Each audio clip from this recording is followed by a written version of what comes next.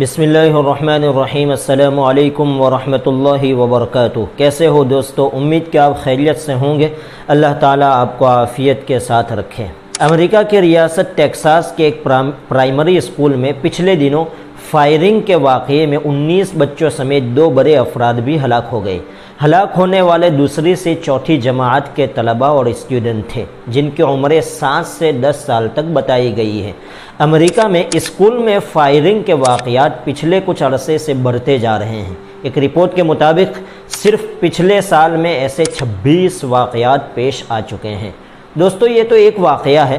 اس وقت دنیا بے شمار جرائم اور کرائم کا سامنا کر رہی ہے۔ ناحق لوگوں کو قتل کرنا، ریپ اور بلاತ್ಕಾರ کے واقعات اور بے شمار جرائم ہیں جن سے اس وقت دنیا پریشان حال ہے۔ آج بڑی بڑی کانفرنسیں منعقد کی جا رہی ہے دنیا میں۔ ان جرائم کے اسباب اور ریزن تلاش کیے جا رہے ہیں کہ ان سے نمٹنے کے لیے مختلف طریقے اختیار کیے جائیں، مگر نتیجہ زیرو۔ آج حکومت کے ذمہ داروں کو بھی کچھ سمجھ میں نہیں آ رہا ہے کہ وہ ایسے جرائم اور کرائم پر فل اسٹاپ لگانے کے لیے کیا کرے۔ شراب نہ پینے کی ہدایت کر دینا یا وارننگ بورڈز لگا دینا کافی نہیں ہے۔ کیا بسوں میں CCTV کیمرے لگا دینے سے انسان کا ضمیر اور اس کا کردار درست ہو سکتا ہے؟ ہرگز نہیں۔ دوستو، اسلام ایسے ماحول اور حالات میں جرائم اور کرائم کی روک تھام کے لیے انسانوں کو کیا تعلیمات فراہم کرتا ہے؟ آئیے آج کی اس ویڈیو میں ہم اسی کو دیکھتے ہیں۔ پیغمبر اسلام صلی اللہ علیہ وسلم جس سوسائٹی میں پیدا ہوئے وہ نہایت ہی گناہ کا ماحول والی سوسائٹی تھی، جرائم پیشہ سوسائٹی تھی۔ چوری، ڈاکہ زنی، لوگوں کو ناحق قتل کر دینا، لڑکیوں کو زندہ درگور کر دینا، مار ڈالنا، اخلاقی اور سماجی برائیاں، کون سے جرائم تھے جو وہاں بکثرت نہ پائے جاتے؟ پیغمبر اسلام حضرت محمد مصطفیٰ صلی اللہ علیہ وسلم نے سب سے پہلے اس بات کی کوشش کی کہ دلوں کی دنیا میں انقلاب لایا جائے، دل میں خدا کا ایسا خوف بٹھایا جائے اور آخرت کی جواب دہی کا ایسا احساس ان کے دلوں میں جگایا جائے کہ انسان جیتے جی موت کے بعد کی زندگی کو دیکھنے لگ جائے، آخرت سے پہلے ہی آخرت اس کے سامنے ہو، وہ محسوس کر لے کہ گویا وہ خدا کے سامنے کھڑا ہے۔ یہی انقلاب تھا جس کے نتیجے میں حضرات صحابہ کرام رضوان اللہ علیہم اجمعین معمولی گناہوں کے اوپر بھی تڑپ اٹھتے تھے اور بے چین ہو جاتے تھے۔ کتب احادیث میں ایک صحابی حضرت ماعز اسلمی رضی اللہ تعالیٰ عنہ اور ایک صحابیہ حضرت غامدیہ رضی اللہ تعالیٰ عنہ کا ذکر آتا ہے۔ ازروِ بشریت ان سے برائی کا صدور ہو گیا، ان کی غلطی کو نہ کسی آنکھ نے دیکھا اور نہ ہی کسی مدعی نے ان کے خلاف بارگاہ نبوی صلی اللہ علیہ وسلم میں دعویٰ کیا، لیکن گناہ کا احساس ان کے زندہ اور صاحب ایمان کو ایسا تڑپا گیا کہ از خود دربار نبوی صلی اللہ علیہ وسلم میں حاضر ہوئے اور یہ جانتے ہوئے کہ اس گناہ کی سزا نہایت ہی سخت اور عبرت انگیز ہے، گناہ کا اعتراف فرمایا۔ احساس اتنا شدید تھا کہ یہ بھی نہیں فرمایا کہ مجھ سے فلاں برائی ہو گئی ہے، فلاں گناہ ہو گیا ہے، بلکہ عرض کیا اللہ کے رسول صلی اللہ علیہ وسلم میں تو لٹ گیا، میں تو ہلاک اور برباد ہو گیا۔ گویا کسی گناہ کا صدور وہ اپنے لیے سب سے بڑی ہلاکت اور بربادی کی بات سمجھتے تھے۔ آپ صلی اللہ علیہ وسلم نے بار بار چہرہ پھیرا اور ایسا عنوان اختیار فرمایا کہ ان کو اپنے اعتراف کی تعبیر اور توجیح اور انکار کا موقع میسر آ جائے، لیکن وہ بار بار یہی کہتے رہے کہ اے اللہ کے رسول صلی اللہ علیہ وسلم مجھے پاک فرما دیجئے، یہاں تک کہ ان پر شرعی حد نافذ کی گئی۔ یہی وجہ تھی کہ پورے نبی اکرم صلی اللہ علیہ وسلم کے عہد اور زمانے میں ایسے گناہ جن پر شرعی حد نافذ کی جاتی ہے، ایسے گناہوں کے صرف 6 یا 7 واقعات پائے جاتے ہیں۔ جرائم اور کرائم کو روکنے کے لیے آپ صلی اللہ علیہ وسلم نے دوسرے نمبر پر یہ کام کیا کہ ان چور دروازوں کو ہی بند کر دیا جو آدمی کو گناہوں تک لے جاتے ہیں۔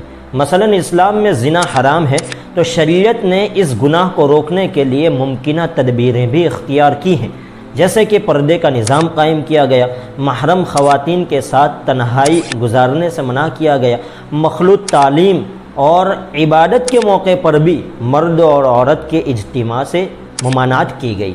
یہی حال شراب کا ہے۔ آپ صلی اللہ علیہ وسلم نے نہ صرف شراب پینے کو حرام قرار دیا بلکہ شراب کی خرید و فروخت اور اس کی صنعت اور اس کی مارکیٹنگ نیز اس کے حمل و نقل کو بھی اس طرح شراب کا حاصل کرنا ہی دشوار کام ہو گیا۔ اگر ایسا ماحول پیدا کر دیا جائے تو جو لوگ شراب وغیرہ اور چیزوں کے عادی ہیں اور اس کا رجحان رکھتے ہیں تو پہلے مجبوراً ایسی چیزوں سے باز آ جائیں گے اور پھر یہی ان کی عادت بن جائے گی۔ جرائم اور کرائم کو روکنے کا تیسرا طریقہ وہ قانون کا راستہ ہے۔ بعض انسانی طبیعتیں ایسی ہوتی ہیں کہ آپ کتنی ہی محبت کی زبان ان کے ساتھ استعمال کر لیں، ہمدردی کے ساتھ دل کے بند دروازوں پر دستک دے دیں، لیکن قانون کی تلوار کے سوا کوئی چیز ان کو گناہوں سے اور کرائم سے باز نہیں رکھ سکتی۔ ایسے لوگوں کے لیے سخت قانون کا ہونا بھی ایک اشد ترین ضرورت ہے۔ اس وقت ایک رجحان یہ پیدا ہو چلا ہے کہ گنہگار کے ساتھ زیادہ سے زیادہ رحم دلی اور عفو و درگزر سے کام لیا جائے، اور جہاں تک ممکن ہو گناہ کے ثبوت کے قانون کو سخت اور سزا کے قانون کو ہلکا کر دیا جائے۔ گویا گنہگار کو دوہرا فائدہ پہنچانے کی کوشش کی جاتی ہے۔ اسلام کا تصور جرم اور سزا کا تصور یہ ہے کہ ثبوت جرم کے لیے تو مناسب شواہد کا فراہم ہونا ضروری ہے تاکہ بے قصور قصوروار نہ ٹھہرے اور کسی کو بے گناہی کی سزا ملنے نہ پائے، لیکن جب جرم ثابت ہو جائے تو سزا عبرتناک ہو اور سزا کے نفاذ میں نرم روی اختیار نہ کی جائے، الا یہ کہ جرم کا تعلق کسی خاص انسان کے حق سے ہو اور وہ خود گنہگار کو بخوشی معاف کر دے۔ سزاؤں کے سخت ہونے کا فائدہ ماحول کو پاکیزہ بنانا ہے۔ سزائیں اگر سخت نہ ہو تو اس سے گنہگاروں کے حوصلے بلند ہو جاتے ہیں۔ آج کل بڑے بڑے جرائم پر چند ہزار کے جرمانے عائد کیے جاتے ہیں، چند ماہ یا سال سزائے قید ہوتی ہے۔ یہ جرائم اور کرائم کو روکنے اور مجرموں کے حوصلے پست کرنے کے لیے بالکل ناکافی ہے اور غیر تشفی بخش ہے۔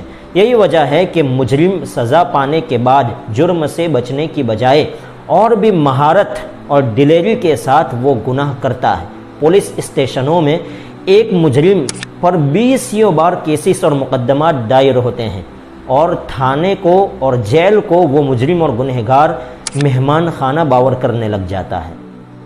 سزاؤں کی سختی کی وجہ سے ری ایکشن کے طور پر پیدا ہونے والے کرائم کا سد باب ہو جاتا ہے۔ کسی کے ساتھ ظلم و زیادتی ہوئی ہو اور گنہگار کو، ظالم کو، مجرم کو کما حقہ سزا مل جائے تو مظلوم کی تشفی ہو جاتی ہے اور انتقام اور بدلہ لینے کی آگ بجھ جاتی ہے۔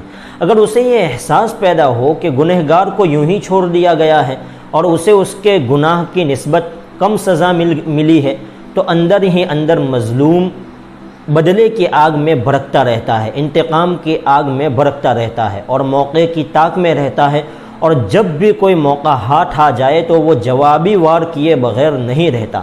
اس طرح سماج میں گناہوں کو پنپنے کا موقع مل جاتا ہے اور قانون کو اپنے ہاتھ میں لینے کا خیال جڑ پکڑتا ہے۔ اسی لیے قرآن مجید نے کہا ہے کہ قصاص یعنی مقتول کے بدلے قاتل کو قتل کرنے میں تمہارے لیے زندگی اور حیات پوشیدہ ہے۔ وَلَكُمْ فِي الْقِصَاصِ حَيَاتٌ۔ قصاص بدلے کو کہا جاتا ہے۔ جیسے کسی انسان نے کسی دوسرے انسان کو قتل کیا تو اس کے بدلے اس کو قتل کر دیا جائے گا۔ بظاہر اس میں ایک جان کو مزید ہلاک کرنا ہے، مگر قرآن کہتا ہے کہ اس میں تمہارے لیے زندگی ہے، وہ اس طور پر کہ دوسرے لوگ قتل جیسے سنگین گناہ سے بچ جائیں گے، باز رہیں گے۔ سزا میں سختی کی بہت بڑی وجہ یہ ہے کہ اسلام جرائم اور کرائم کو بالکل جڑ سے اکھاڑنا چاہتا ہے، اور اسلام چاہتا ہے کہ انسانوں کی زندگی میں سکون اور اطمینان ہو اور معاشرہ اور سوسائٹی صحت مند ہو کر امن و امان کا گہوارہ بن جائے۔